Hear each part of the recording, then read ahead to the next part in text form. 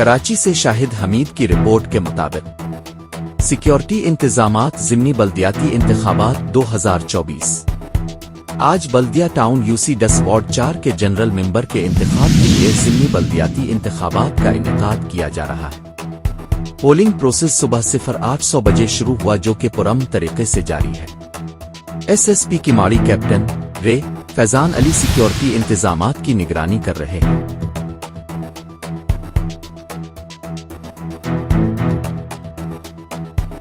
SSP Kimadi ने polling station अमले से मुलाकात की और पोलिंग के अमल का जायजा लिया। नीज एसएसपी किमाड़ी ने सिक्योरिटी पर तैनात अफसरान और जवानों को इलेक्शन प्रोसेस और पुलिस की जिम्मेदारियों के हवाले से भी हिदायत जारी की।